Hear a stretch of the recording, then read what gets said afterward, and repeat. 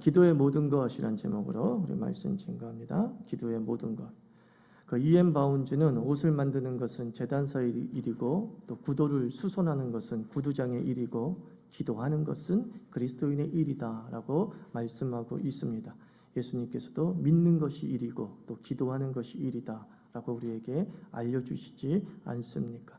그러므로 그리스도인들이 평생 해야 될 사역, 이것은 기도임을 우리가 기억해야 되겠죠. 그러나 하고 싶고 해야 하고 그런데 하지 못하는 것이 이 기도의 경건이 아닌가 싶습니다. 그리스도인이라고 한다면 누구나 마음속에 기도해야지, 기도하고 싶다라는 마음은 다 갖고 있지만 정작 기도하지 못할 때가 많이 있습니다. 우리가 그리스도인으로 살아가면서 이 기도에 대한 기초 지식이 많이 부족하지 않나 싶습니다. 한번 우리가 기도의 기초 지식을 싸움을 통해서 앞으로 우리가 어떻게 기도해야 될 것인가에 대한 귀중한 지침이 되었으면 좋겠습니다. 기도라는 단어를 어원을 분석해 보면 기도가 뭐냐라는 것이 거의 감이 잡힙니다. 구약의 기도라는 단어와 신약의 기도라는 단어와 그리고 우리말 기도라는 단어를 가지고서 살펴보면 기도는 이런 거구나 라는 것을 알 수 있다는 거죠. 히브리어에서 기도의 단어는 팔랄이라는 단어를 쓰고 있는데 이것은 자세, 태도를 보여주고 있는 거예요. 그러니까 엎드려서 아니면 완전히 배를 바닥에 대서 이렇게 구하는 행위를 팔랄이라고 했어요. 그러니까 왕이나 또는 승리한 적장 앞에서 완전히 배를 깔고 엎어지거나 아니면 무릎을 꿇고 고개를 푹 숙인 가운데 있는 태도를 이야기할 때 팔랄이라고 하는 것이죠. 또 그리스어의 기도는 프로슈케라는 단어를 쓰는데 이 프로슈케는 어떤 대상을 향하여 구한다라는 뜻을 가지고 있고요. 우리말 기도는 한자어죠. 빌기와 빌도를 사용하고 있어요. 그러니까 기도의 순 우리말은 빌다라는 거죠. 이렇게 행위죠. 우리가 빈다라고 할 때는 행위를 묘사하는 거잖아요. 손바닥을 비비면서 무엇인가를 구할 때에 우리는 빈다. 옛날에 사칠령에게 빈다, 옥황상제에게 빈다. 그 말을 한자로 얘기하면 기도가 되는 거고 그것을 히브리어로 얘기하면 팔랄이 되는 거고 그것을 신약으로 얘기하면 프로슈케가 되는 것이죠. 그러니까 우리가 이렇게 기도의 어원들을 가지고서 분석해 보면 기도의 원초적 3요소를 알 수 있는 거예요. 기도는 기도의 대상과 기도의 태도와 기도의 이유를 그 단어 속에 다 가지고 있는 거예요. 자, 우리의 기도의 대상은 누굽니까? 하나님에게 기도하는 겁니다. 우리는 성삼위 하나님에게 비는 겁니다. 우리는 성삼위 하나님에게 무릎 꿇고 또는 엎드리거나 아니면 완전히 땅에 배를 대고서 무엇인가를 구하는 거죠. 그리고 기도의 태도는 무엇입니까? 항복이에요. 기도는 하나님에게 하는 것이면서 기도 자체는 항복이란 뜻을 가지고 있는 거예요. 누구에게 항복하는 거예요? 하나님에게 항복하는 거죠. 살리고 죽이는 것은 전적으로 내 앞에 내가 고개를 조아리고 있는 왕에게 달려있고 적장에게 달려있다라는 뜻을 가지고 있다고 말씀을 드렸죠. 그래서 우리가 기도한다는 것은 항복한다. 살리고 죽이는 것은 하나님에게 달려있다. 그러므로 하나님을 움직이는 것은 기도가 아니에요. 기도는 절대 하나님을 움직일 수 없음을 기도라는 단어에 다 갖춰져 있어요. 기도는 하나님을 움직이는 것이 아니죠. 그것은 기도의 태도가 아님을 이야기합니다. 그래서 예수님께서도 뭐라고 말씀했어요? 내 뜻대로 마시고 아버지 뜻대로 하소서. 전적으로 항복한 모습으로 하나님께 기도했어요. 그리고 이 기도라는 단어를 통해서 세 번째, 우리가 원초적 3요소 세 번째는 기도의 이유죠. 왜 우리는 그렇게 땅바닥에 엎드려서 전적으로 항복해서 나를 죽이든 살리든 마음대로 하십시오 라고 하는 태도를 가지고 있느냐? 내 소원 때문이죠, 사실은. 그죠? 내가 소원이 있어요. 내가 구하는 게 있어요. 그것을 왕에게, 하나님에게 주장하는 거죠. 아뢰는 거죠. 소원을 아뢰면서 은혜를 구하는 거예요. 권리 주장이 아니에요. 당연히 주세요가 아니에요. 당신은 나를 죽일 수도 있지만 좀 살려주셨으면 좋겠습니다. 이게 기도라는 거예요. 그래서 여러분들, 우리는 예배와 기도를 이렇게 생각할 수 있습니다. 우리는 예배는 뭐냐? 하나님을 경배하는 거예요. 하나님을 높여드리는 것이 예배라고 한다고 한다면, 기도는 뭐예요? 정말 말 그대로 소원을 아뢰는 것, 이렇게 생각하면 된다는 거예요. 하나님에게 내 소원을 아뢰는 것. 어떤 태도로? 항복의 태도로. 당신에게 모든 응답을 맡깁니다 라고 하는 것이 기도라는 것을 알 수 있죠. 그러면 기도가 아닌 것도 한번 살펴봐야 돼요. 기도가 아닌 것이 뭐냐? 성경에는 기도가 아닌 것을 중언부언이란 단어로 설명하고 있지 않습니까? 하나님께서 말씀합니다. 이방인처럼 중언부언하지 말아라. 저들은 말을 많이 해야 돼 하나님께서 들으시는 줄 안다라고 이야기합니다.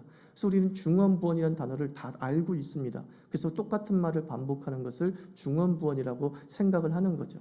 내가 많이 아픕니다. 그래서 아파서 하나님 아버지 나 좀 고쳐주세요. 근데 중언부언하지 말라고 했으니까 나 좀 고쳐주세요. 끝이야. 더 이상 똑같은 말을 안 해. 나 좀 고쳐주세요. 바꿔야지. 그 다음에 살려주세요. 나를 좀 일으켜주세요. 이러면 중언부언 안 한다고 생각하는 사람들도 종종 있더라고요. 중언부언은 뭐냐? 중언부언은 주문처럼 외우지 말라, 그런 뜻이에요. 주문이라는 건 뭐죠? 수리수리 마수리가 주문이죠. 영어로 에브라케다브라, 그거 주문이죠. 열려라 참깨, 다 주문이죠. 주문의 특징은 뭡니까? 그 주문대로 돼요, 안 돼요? 돼야 됩니다. 열려라 참깨 하면 열려야 됩니까? 안 열려야 됩니까? 열려야 됩니다. 지니에게 램프를 비비면서 쫙 나와서 세 가지 소원을 말하면 들어줘야 됩니까? 안 들어줘야 됩니까? 들어줘야 됩니다. 주문이 그렇다는 거예요. 100% 이루어지는 것이 주문이에요. 그러면 기도는 주문이 아니다라는 것은 무슨 뜻입니까? 기도는 100% 이루어지지 않는다. 그게 기도예요. 당신이 기도한 대로, 당신의 소원대로 100% 이루어지지 않는다. 그게 기도예요. 주님께서 중언부언하지 말라는 말의 핵심은 이겁니다. 네가 기도한 대로 되지 않는다. 이거 알아라. 네가 주문처럼 딱 기도문을 작성해가지고 백날 외운다 할지라도 그 기도의 내용대로 되지 않는다. 그게 예수께서 중언부언하지 말라는 말씀의 의미예요. 말을 많이 해야 하나님께서 들으신다. 하나님을 조종하려고 하지 말라라는 겁니다. 기도로 우리는 하나님을 조종할 수 없습니다. 우리는 이미 기도의 어원을 통해서 배웠습니다. 기도는 뭐라고요? 항복하는 거라고 배웠습니다. 도대체가 그 왕을 내 말대로 움직일 수가 없어. 다만 나는 당신의 뜻대로 움직입니다 라는 게 항복 아닙니까? 그러면 또 따라 하십시오. 기도는 100% 이루어지지 않는다. 그게 진짜 기도예요. 하나님께 진짜 기도하는 건 내가 소원대로 이루어지지 않아요. 100%. 근데 당신이 마음속에서 100% 기도만 하면 다 돼. 그러면서 100% 기도하고 있다고 한다면 어쩌면 나도 모르게 주문을 외우고 있는 거죠. 그래서 예전에 어느 기도원에 올라가면 주기도문을 100번을 외우래. 문제와 근심 속에 쌓인 사람에게 주기도문을 100번 기도하래. 하늘에 계신 우리 아버지, 하늘에 계신 우리 아버지요. 그러면 문제가 해결된대. 그때 그 주기도문은 뭐가 된 거예요? 주문이 된 거예요. 방언을 받기 위해서 주기도문을 1000번 빨리빨리 외우래요. 그러면 방언이 열린대요. 그때 그 주기도문은 어떤 기능하고 있는 거예요? 주문의 기능을 하고 있는 거예요. 100% 그대로 된다. 하나님은 기도가 주문이 아니다 이렇게 말하고 있다는 거예요. 그러면 성경에서 말하는 기도란 뭐냐라는 거예요. 좀 더 구체적으로 들어갑시다. 하나님을 향해서 항복하면서 우리의 소원을 아뢰는 것을 기도라고 정의하고 이제 좀 더 구체적으로 적용해 보자는 거예요. 그 기도가 어떤 내 삶에 영향을 미쳐내는가. 성경의 기도란 성경의 인물과 교회 전통에 따른 기도를 정의해 봅시다. 이렇게 5가지로 기도를 정의할 수 있어요. 기도는 만남이다라는 거예요. 예배는 나에게 오시는 하나님이에요. 우리가 하나님에게 가는 게 예배가 아니에요. 우리가 예배하고 우리가 하나님께 경배할 때에 하나님이 나에게 오세요. 제사장이 백성들의 죄를 용서받기 위해서 지성소에 들어갈 때 그곳에 하나님이 임재하시는 거죠. 오시는 것이죠. 예배를 통해 우리가 예배를 드리는 이 순간 하나님이 오신 줄 믿습니다. 예배는 나에게 오시는 하나님이야. 기도는 무엇일까요? 기도는 하나님에게 가는 나야. 내가 예배할 때 하나님이 나에게 오시고, 그리고 하나님이 기다리고 있을 때 나는 기도로 하나님에게 가는 거죠. 만남은 두 가지 종류가 있는 거예요. 하나님이 나에게 오시고 내가 하나님에게 가고. 이 두 가지 종류의 만남이 존재하는 거죠. 이 두 가지가 적절하게 균형을 맞춰야 되지 않습니까? 친구와의 관계에서 그냥 걔가 일방적으로만 전화해서 만나자고만 해. 그 건강한 친구 관계 아니죠. 나도 걔를 찾아야 되고, 나도 걔에게 만나자고 얘기해야지만이 적절한 그 건강한 친구 관계가 유지되지 않겠습니까? 그리고 기도는 내가 하나님을 찾아가서 만나고자 하는 거예요. 저 하나님 좀 봅시다. 하나님 얼굴 좀 봅시다. 보고 싶어요. 라고 하는 게 기도라고 성경은 이야기해 주고 있어요. 그리고 둘째, 기도는 대화다. 만나서 뭐 하겠어요? 치고받고 싸우려고 만나는 건 아니지 않습니까? 만나서 이야기하고자 하는 것 아니겠습니까? 대표적으로 아브라함과 모세가 이렇게 대화를 했죠, 하나님과. 예를 들면 아브라함이 소돔과 고모라를 하나님께서 심판하시겠다고 말씀했을 때에 의인 10명이라도 있으면 하나님께서 소돔과 고모라를 심판하지 마십시오 라고 말씀을 드렸어요. 근데 그 말씀을 드릴 때까지 굉장히 이야기가 길어지지 않습니까? 처음엔 50명, 45명, 30명, 20명 이렇게 이야기를 계속해 나가면서 하나님과 이렇게 타협점을 찾아 나가는 모습을 봅니다. 모세도 마찬가지죠. 모세가 40일 동안 하나님께 기도하는 가운데에 모세는 하나님과 서로 대화하고 이야기했음을 성경이 말씀해 주고 있어요. 일방적으로 모세가 주여 아버지여 이 말만 하고 온 게 아니라는 것이죠. 하나님께서 십계명도 모세에게 주고 모세는 모세대로 백성들의 이야기를 하고 대화가 오갔음을 보게 됩니다. 만나면 당연히 대화해야겠죠. 그리고 기도는 세 번째 무엇이냐? 나눔이다라고 알려주고 있습니다. 나눔이에요. 서로의 속사정을 나누는 거예요. 내가 왜 그 친구에게 전화해서 야 오늘 만나자고 했을까요? 내가 왜 그 사람의 집까지 찾아가서 띵동 누르면서 커피 한잔 하자고 했을까요? 뭔가 내 속사정을 이야기하고 싶은 것 아니겠습니까? 그래서 고린도전서 2장 11절 보면 사람 속에 있는 그 사람의 영이 아니고서야 누가 그 사람의 생각을 알 수 있겠습니까? 이와 같이 하나님의 영이 아니고서는 아무도 하나님의 생각을 깨닫지 못합니다. 성령님께서 로마서 8장 말씀 보면 말할 수 없는 탄식으로 우리를 위해서 기도한다 그랬어요. 이 탄식이 호흡이죠. 호흡이란 것은 뭐죠? 들숨과 날숨이 있죠. 들어가고 나가고 들어가고 나가고 성령님께서 하나님 속 성부 하나님 속으로 들어가고 성령 하나님께서 내 속에 들어가서 내 속사정을 아시네. 그리고 내 속사정을 성부 하나님께 이야기하고 성부 하나님의 뜻을 또 나에게 이야기해 주신다라고 말합니다. 이게 기도라는 거예요. 속사정을 나의 속사정만 아뢰는 것이 기도가 아니라 하나님의 속사정도 좀 알려고 하고 들으려고 하는 것이 기도였다라고 우리 믿음의 선조는 알려주는 거죠. 그리고 네 번째 기도는 무엇입니까? 알미라고 알려줍니다. 하나님을 알고 하나님의 뜻을 아는 것이 기도입니다. 무엇을 아는 것이라고요? 하나님을 알고 하나님의 뜻을 아는 것이 기도 행위입니다. 호세아는 힘써 여호와를 알자라고 말했어요. 그 경험적 알미죠. 체험적 알미죠. 그러니까 뭐냐면 기도를 통해 성경을 읽다가 하나님을 아는 것도 있지만 기도를 하니까 이거는 뭐 실제적으로 나에게 하나님이 어떤 분인지 느껴지는 거예요. 이거는 정말 말로 설명할 수 없는 어떤 신비체험, 기도만이 줄 수 있는 놀라운 신비체험 중에 하나입니다. 그런 경험적, 체험적 알미, 기도를 통해서 이루어진다라는 거예요. 그러면서 확인하는 거죠. 내가 설교 때 또는 성경을 읽으면서 하나님에 대해서 또는 하나님의 뜻에 대해서 이렇게 알고 있었는데 그거 맞네? 라고 하는 깨달음도 있을 수 있고요. 하나님에 대해서 신비한 체험을 하니까는 이제 성경이나 경건서적을 통해 하나님을 더 알고 싶은 자극도 이루어지게 되는 거예요. 그래서 기도와 말씀은 한쪽이 일방적으로 갈 수가 없어요. 말씀 때문에 하나님을 더 알고 싶어서 기도를 통해 하나님께 노크하고 기도를 통해서 하나님을 녹화해서 안 그 신비적 체험이 너무 궁금해서 대체 이 하나님은 어떤 하나님이지? 라고 말씀을 동경하게 되는 역사가 벌어지게 되는 거죠. 그리고 마지막으로 기도는 걸어감이에요. 동행이죠. 동행이죠. 에녹이 하나님과 동행하였더라 라고 말합니다. 사실 그는 365일 기도의 삶을 살았다, 이렇게 이야기하는 거예요. 하나님이 마치 내 삶에 현존하는 것처럼 한순간도 느끼지 않은 적이 없다는 것이죠.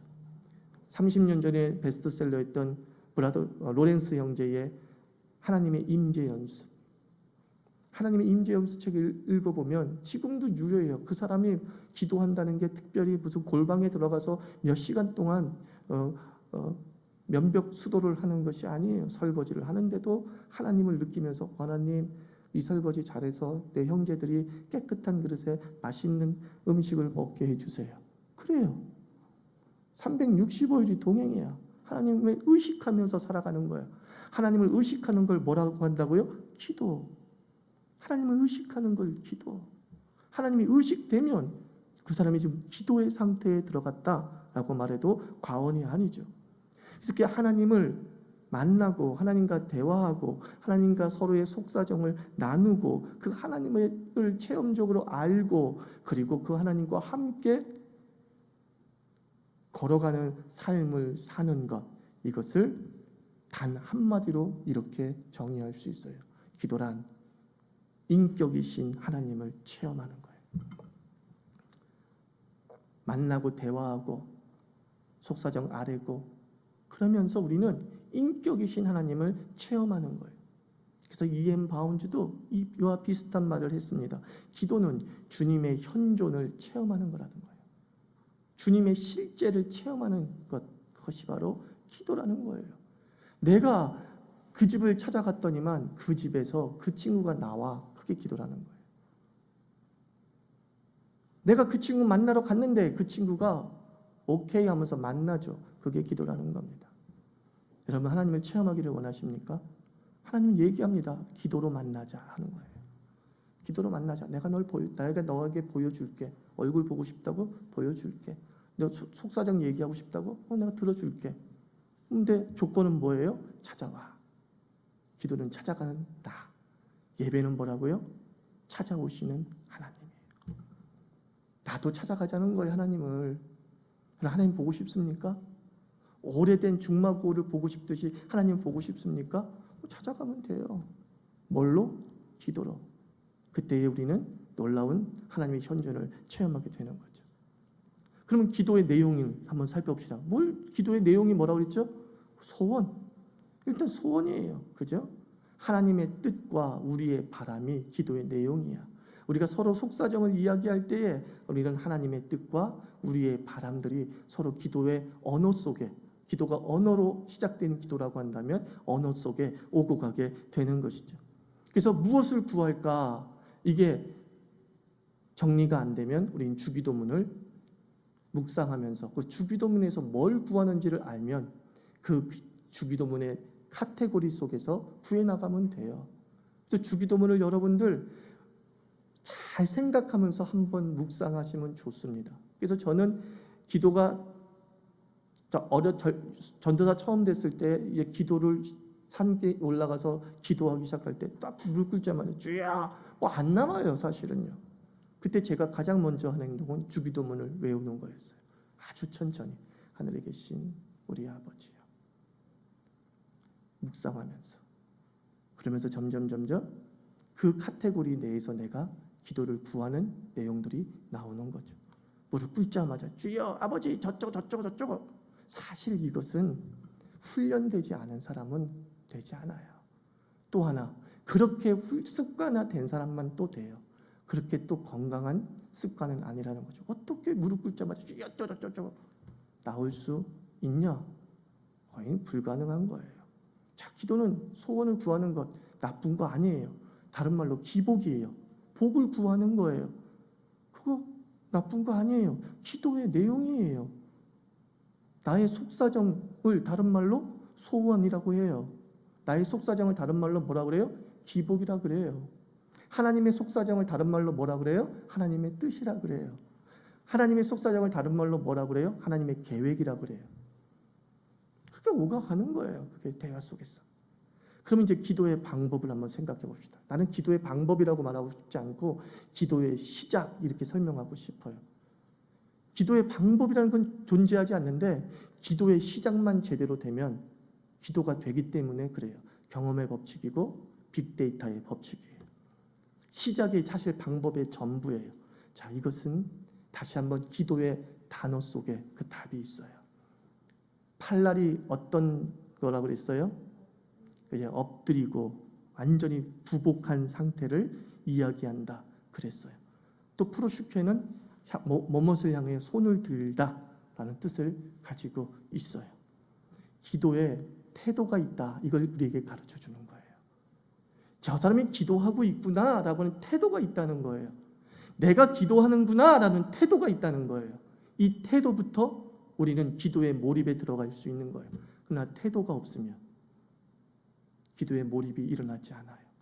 기도의 태도 중에 뭐가 있죠? 눈 감고 엎드리고 손 올리고 무릎 꿇고, 저는 제가 말한 것처럼 주기도문을 외우고 때로는 침묵으로 주여만 외치고, 근데 누가 봐도 저 사람이 기도하고 있다라고 하는 태도인가, 이거 물어봐야 되는 거예요. 기도의 자세를 취하면 기도의 몰입이 빨라지는 겁니다. 안락 의자보다 마룻바닥에 더 기도가 잘 되는 이유가 거기에 있는 거예요. 안락 의자에 앉아 있는 모습을 보고 자기도 그렇고 보는 사람도 그렇고 기도요? 또는 기도될까? 누구나 무심 품게 돼요. 근데 마룻바닥에서 무릎을 꿇고 엎드려 고개를 푹 숙이고 있는 사람을 보면 누구나 얘기합니다. 기도하고 있네? 그리고 자기도 알아요. 자기도 내가 지금 간절하구나 라는 것을 무의식적으로 느낀다는 겁니다. 저는 그래서 여러분들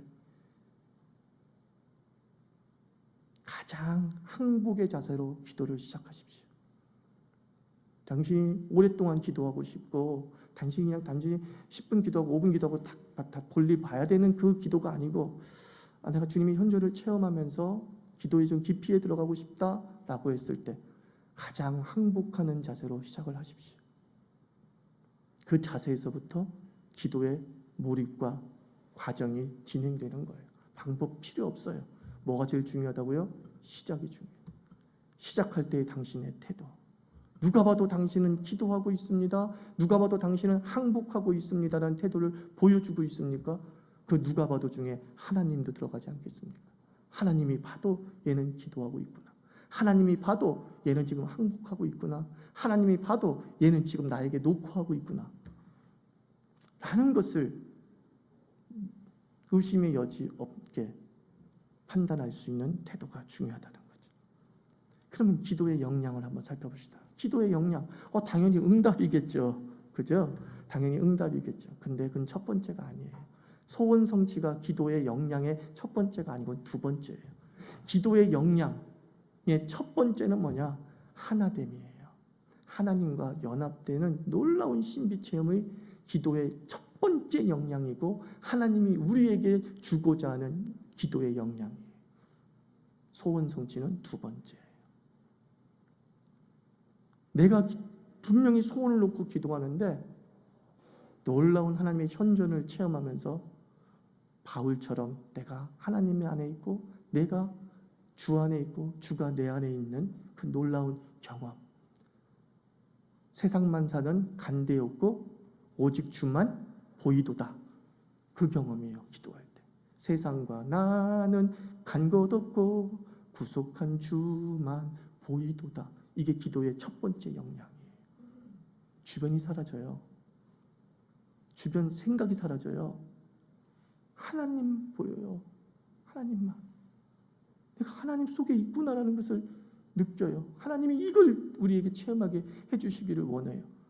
그래서 여러분, 응답돼서 기도를 많이 하는 사람이 없어요. 여러분, 사람은요 뒷감 갔다 갈 때와 올 때가 달라요. 기도 응답만을 목적으로 기도한 사람은요, 기도 응답된 다음에 기도하는 줄 아세요? 안 해요. 그 사람은 항상 사건 중심 기도야. 또 사건이 생기면 기도하는 거지. 근데요, 하나됨을 체험한 사람은요 자꾸 기도하고 싶어져. 아무 사건도 없는데도 그냥 기도하고 싶어져요. 하나님 만나고 싶어져요.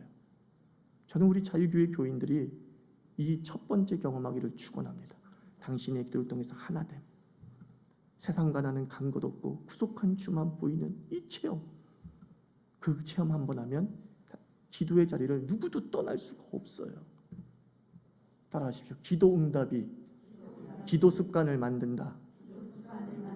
아니요. 하나됨이 기도 습관을 만든다.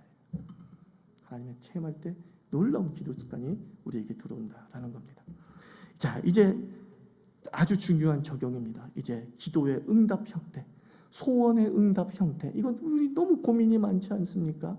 근데 벌써 하 목사는 기도대로 100% 되지 않는다. 그게 진짜 기도다라고 말해놨으니 아유, 기도해도 소용이 없겠지라고 할지 모르겠지만 기도는 분명하게 하나님께 우리의 소원을 아래서 하나님이 우리의 소원을 들어주시는 통로가 분명합니다. 그러면 하나님은 어떻게 우리의 소원 성취를 이루시냐는 거예요. 당연히 하나님의 뜻대로 우리의 소원 성취를 이루죠. 이건 대전제예요. 하나님 우리의 소원 성취를 어떻게 이룬다고요? 하나님의 뜻대로 이룹니다. 기도대로 이루시는 게 아니라 멋대로? 하나님의 뜻대로. 소원대로 이루시는 것이 아니라 하나님의 뜻대로 우리의 소원을 이루어 나가신다라는 겁니다. 자, 내용적으로는 크게 이렇게 하나님은 우리에게 응답하실 수 있습니다. 그게 세 가지예요. 옛날에 미국 사람들은, 유럽 사람들은 이걸 영어로 뭐 go, slow, stop 뭐 여러 가지로 표현했지만 저는 우리말로 그냥 만들었어요. 제가. 첫째, 하나님은 이렇게 응답할 수 있습니다. 그래, 이거예요. 이 그래는 뭐겠습니까? 기도대로겠죠.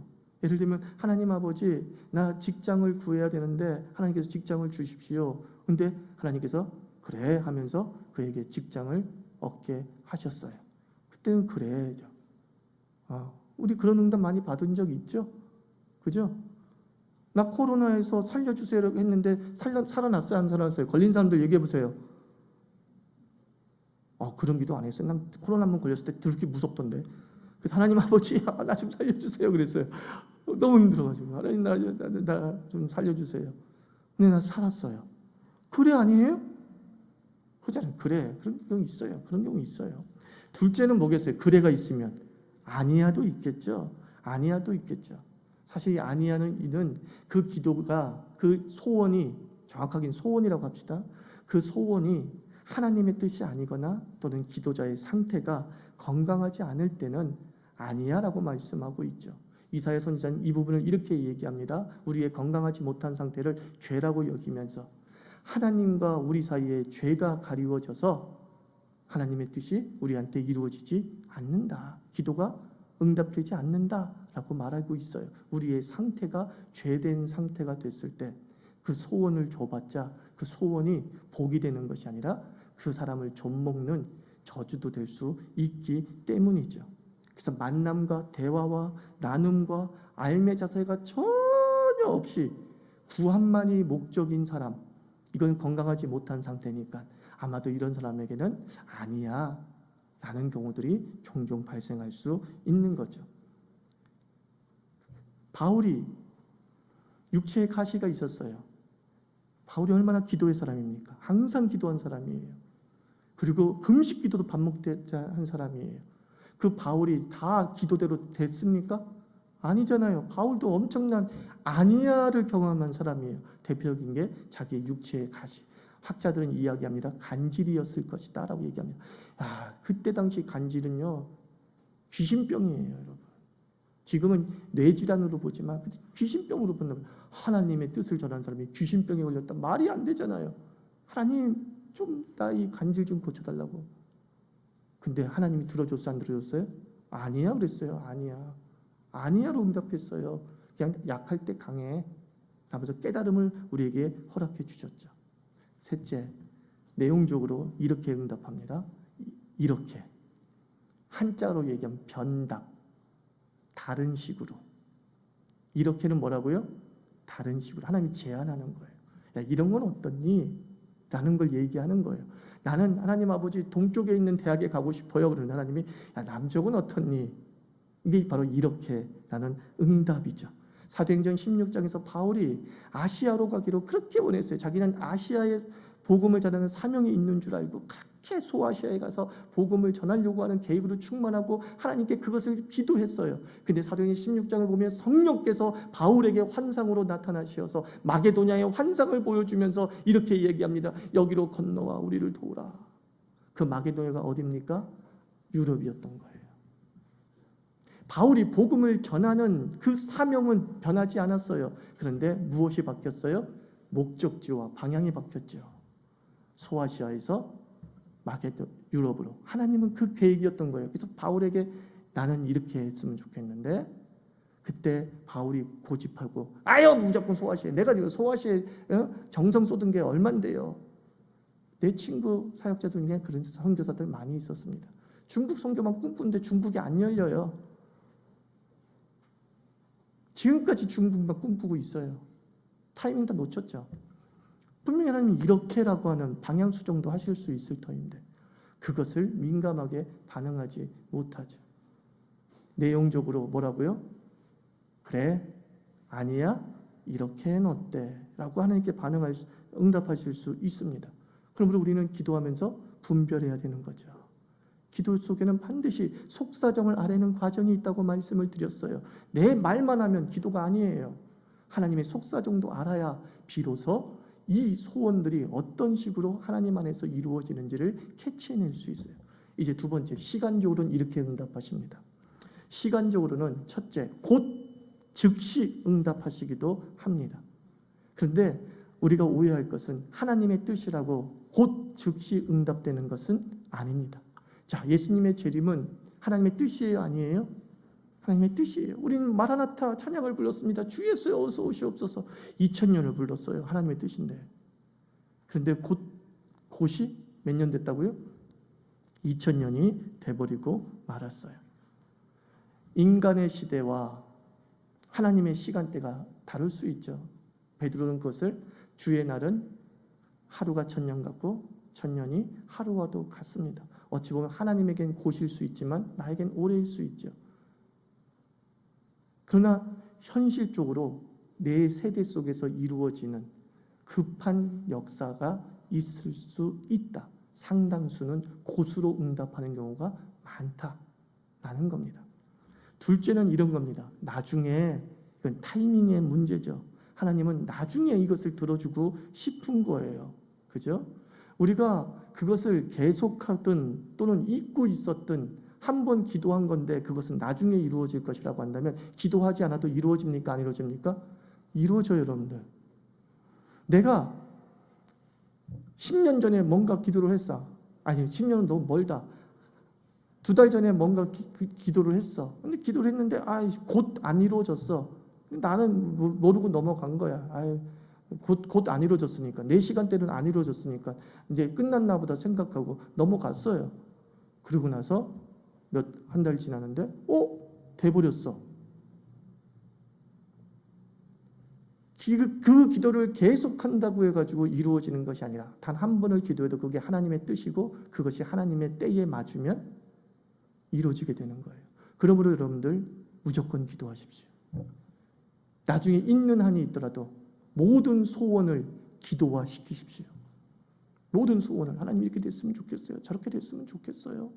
그리고 잊어버리고 있어도 하나님은 지금 때다라고 우리에게 응답해 주실 수 있기 때문이죠. 그래서 기도와 응답 사이에 뭐가 있어요?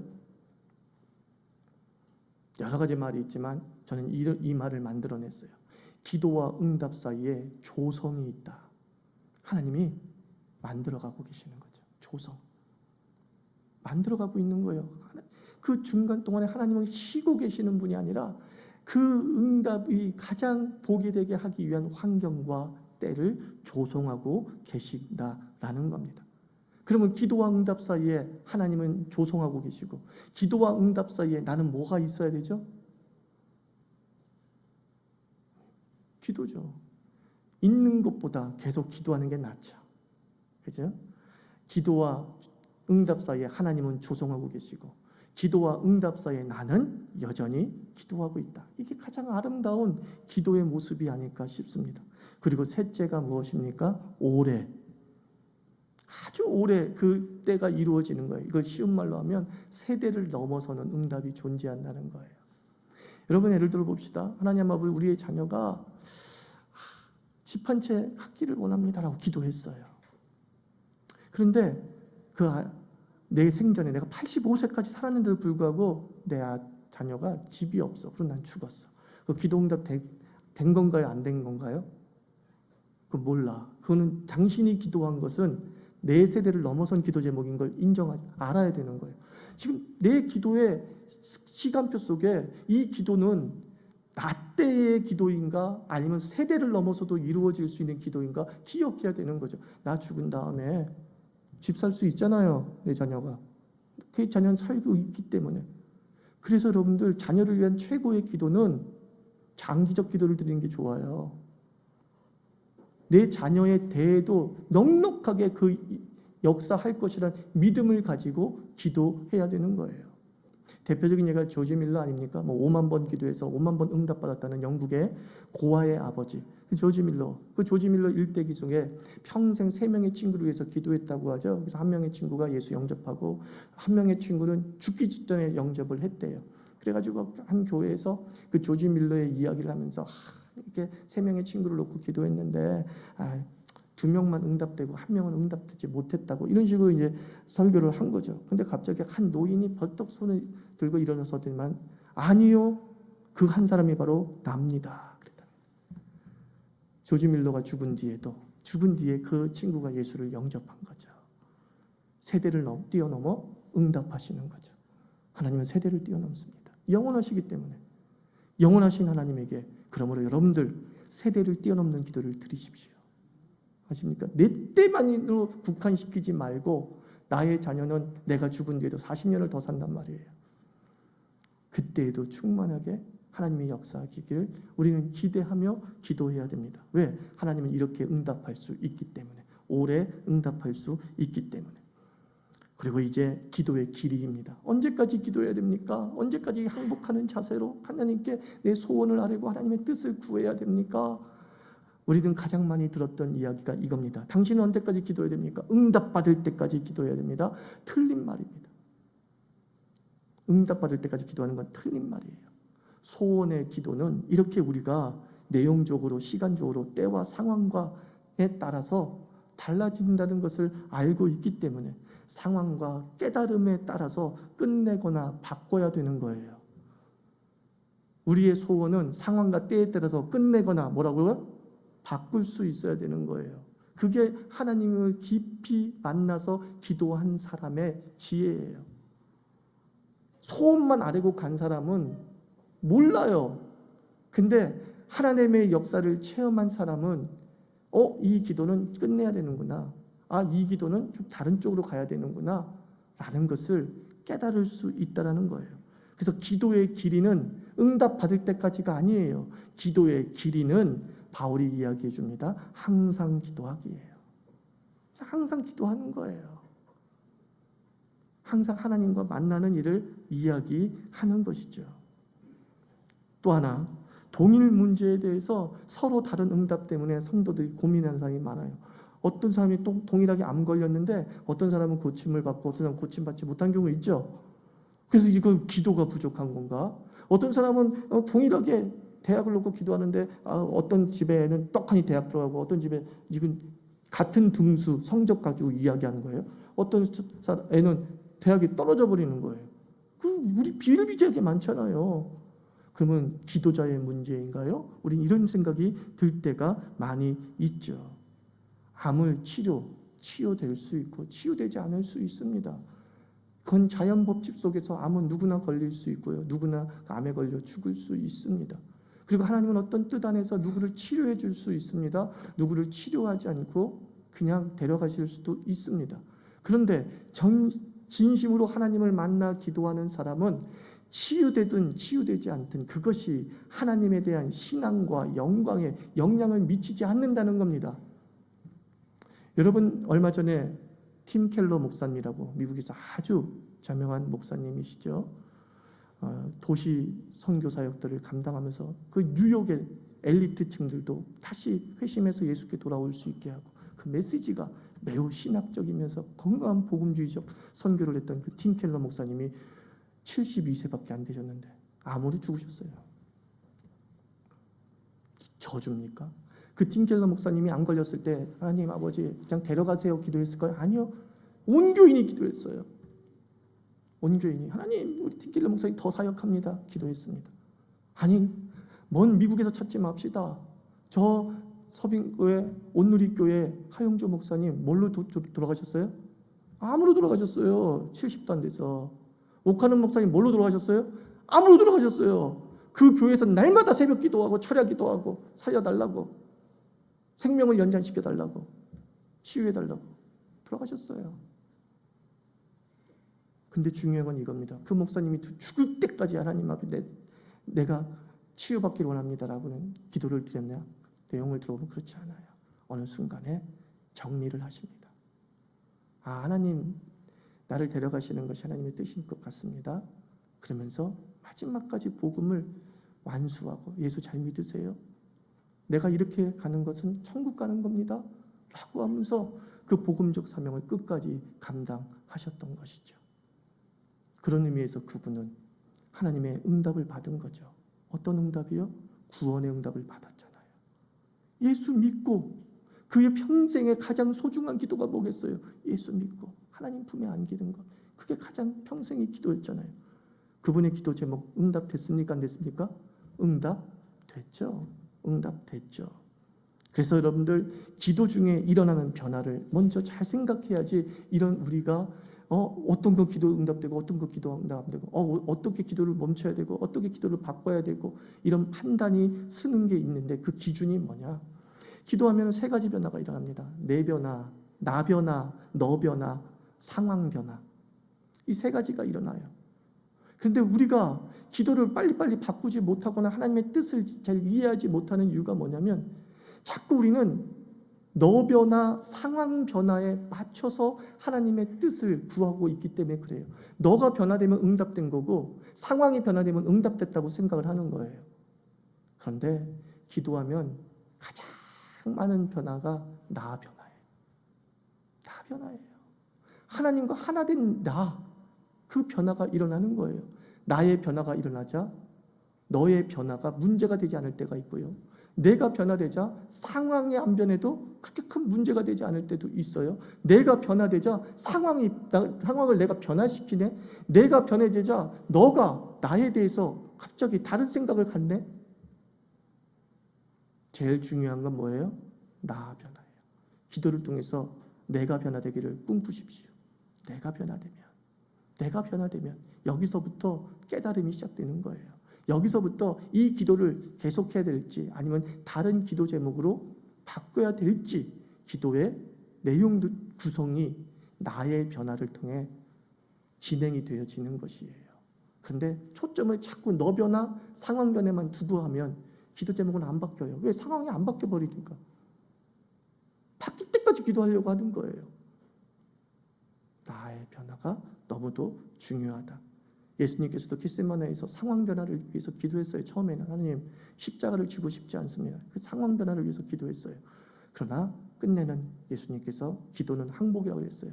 내 뜻대로 마시고 하나님의 뜻대로 하옵소서라고 기도를 마치고 기도의 내용의 방향을 바꾸고 난 다음에 힘이 생기고 성령의 인도로 자신의 구원 사역을 마무리하실 수 있었다는 거예요.